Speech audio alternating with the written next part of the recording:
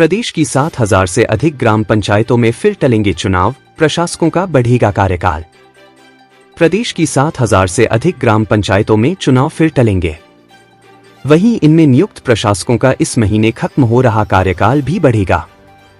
विभागीय अधिकारियों के मुताबिक ग्राम पंचायतों के साथ ही क्षेत्र और जिला पंचायतों में नियुक्त प्रशासकों का कार्यकाल भी बढ़ना तय है।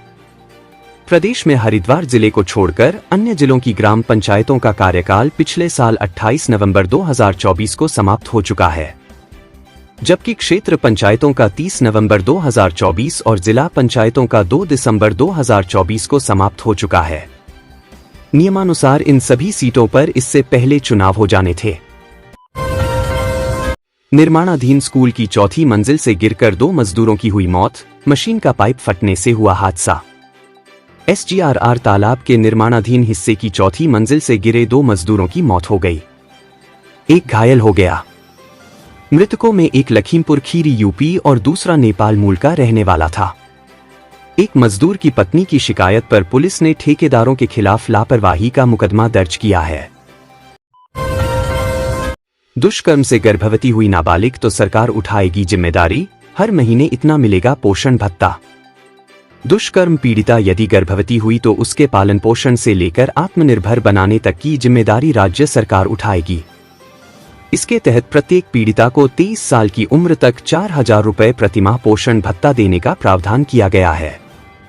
इसी आयु तक उसे एकीकृत चिकित्सा, कानूनी सहायता, आवास, शिक्षा, कौशल विकास जैसी सुविधाएं भी सरकार उपलब्ध कराएगी, ताकि पोषण भत्ते की अवधि पूरी होने तक पीड़िता आत्मनिर्भर हो सके।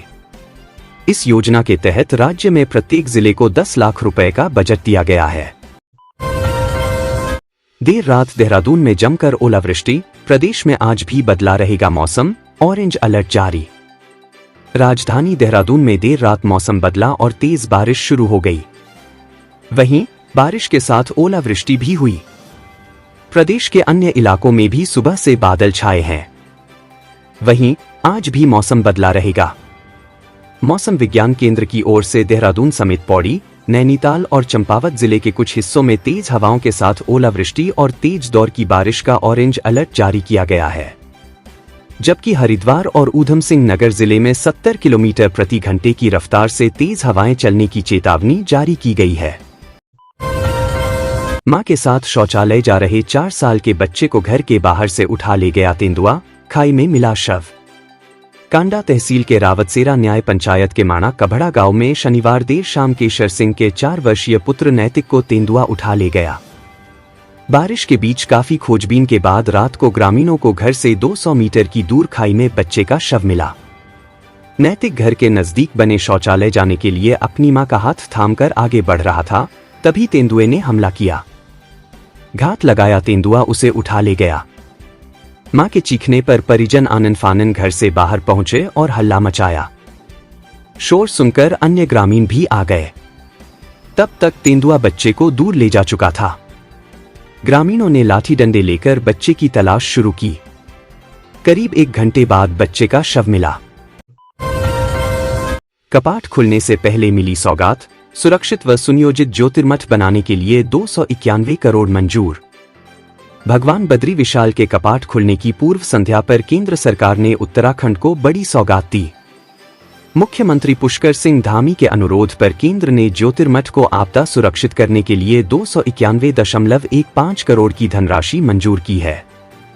मुख्यमंत्री ने इसके लिए प्रधानमंत्री नरेंद्र मोदी एवं गृह मंत्री अमित शाह का आभार व्यक्त किया है।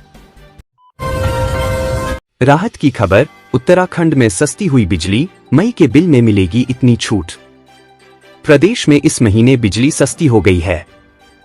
यूपीसीएल ने fuel and power purchase cost adjustment (FPPCA) के तहत बिजली दरों में औसत 89 पैसे प्रति यूनिट की छूट का ऐलान किया है। आने वाले बिल में उपभोक्ताओं को इसका लाभ मिलेगा। यूपीसीएल के MD अनिल कुमार ने बताया कि पिछले वित्तीय वर्ष में बिजली खरीद के लिए जो दर निर्धारित है, मार्च माह में निगम ने इससे कम दरों पर बिजली बाजार से खरीदी है। FPPCA के तहत इसका लाभ उपभोक्ताओं को मई माह के बिल में दिया जा रहा है। बद्रीनाथ मंदिर के कपाट खुले, सीएम धामी ने भी किए दर्शन, पीएम मोदी के नाम से हुई पहली पूजा। भूबैकुंठ बद्रीनाथ मंदिर के कपाट रविवार को सुबह 6 बजे वैदिक मंत्रोच्चारण के साथ श्रद्धालुओं के लिए खोल दिए गए। जय बद्रीनाथ के उद्घोष के साथ करीब 15,000 तीर्थयात्रियों ने बद्रीनाथ की अखंड ज्योति के साथ ही भगवान बद्री विशाल के दर्शन किए। बद्रीनाथ धाम के कपाट खुलने के साथ ही उत्तराखंड की चारधाम यात्रा भी विधिवत रूप से शुरू हो गई है। धाम पहुंचे मुख्यमंत्री पुष्कर सिंह धामी ने भगवान बद्री विशाल के दर्शन करने के बाद पहली महाभिषेक पूजा प्रधानमंत्री नरेंद्र मोदी के नाम से की और देश व राज्य की सुख समृद्धि की कामना की। इसी के साथ ही बद्रीनाथ मंदिर परिसर स्थित लक्ष्मी मंदिर, गणेश मंदिर समेत आदि गुरु शंकराचार्य की गद्दी की पूजाएं भी शुरू हो गई है। सरकारी भूमि पर अतिक्रमण कर बनाए गए मदरसे को किया जमींदोज, प्रशासन की कार्रवाई से मचा हड़कंप। ग्राम कुरैया में सरकारी भूमि पर अतिक्रमण कर बनाया मदरसा प्रशासन ने लोडर लगा जमींदोज कर दिया। 0.2410 हेक्टेयर भूमि पर अतिक्रमण कर मदरसे का निर्माण किया गया था। प्रशासन की कार्रवाई के दौरान सुरक्षा की दृष्टि से भारी पुलिस फोर्स तैनात किया गया था।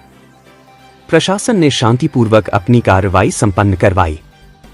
एहतियात के तौर पर शांति व्यवस्था के लिए कार्रवाई के बाद भी पुलिस बल मुस्तैद रहा। प्रेमजाल में फंसाकर सामूहिक दुष्कर्म, पीड़िता का धर्मांतरण कराने और नेपाल भेजने से पहले गिरफ्तार हुए आरोपित। हिंदू लड़की को प्रेम जाल में फंसाकर मुस्लिम युवक ने पिछले 8 वर्षों से दुष्कर्म किया। अपने अधिवक्ता से सामूहिक दुष्कर्म करवाया व धर्म परिवर्तन करने का प्रयास किया। यही नहीं, आरोपित लड़की को नेपाल ले जाने की फिराक में था। थाना बहादुराबाद क्षेत्र के निवासी एक व्यक्ति ने 1 मई को अपनी बेटी की गुमशुदगी दर्ज कराई। स्वजन के अनुसार उनकी बेटी गुरुवार की सुबह कॉलेज के लिए निकली थी, परंतु शाम को समय अनुसार नहीं लौटी। इस मामले को गंभीरता से लेते हुए पुलिस अधीक्षक प्रमेंद्र डोभाल के निर्देश पर थाना बहादुराबाद पुलिस ने विशेष टीमें गठित कर तलाश शुरू की। पुलिस टीमों ने संभावित स्थानों पर दबिश दी और सैकड़ों सीसीटीवी फुटेज खंगाले। देहरादून रेलवे स्टेशन पर यात्रियों के लिए खुशखबरी, 65 लाख रुपए से बिछाया जाएगा टिन शेड। रेलवे स्टेशन के प्लेटफार्म नंबर 3 में 65 लाख रुपए से यात्री सुविधाओं में इजाफा करने के साथ ही टिन शेड बिछाया जाएगा। रेलवे ने प्रस्ताव बनाकर मंडल को प्रेषित किया है। मंडल और रेल बोर्ड से स्वीकृति मिलने के बाद जल्द ही निर्माण शुरू होगा। इससे यात्रियों को धूप और बारिश में खड़े होकर ट्रेन का इंतजार नहीं करना पड़ेगा। दून रेलवे स्टेशन से रोजाना विभिन्न शहरों के लिए 13 ट्रेन रवाना होती हैं और यहां से करीब 15,000 यात्री रोजाना गुजरते हैं। रेलवे स्टेशन के प्लेटफार्म नंबर 3 को छोड़कर सभी प्लेटफार्म में टिन शेड मौजूद है, लेकिन स्टेशन से अधिकांश ट्रेन प्लेटफार्म नंबर 3 से रवाना होती हैं और ऐसे में यहां टिन शेड न होने के कारण यात्रियों को काफी समस्या का सामना करना पड़ता है।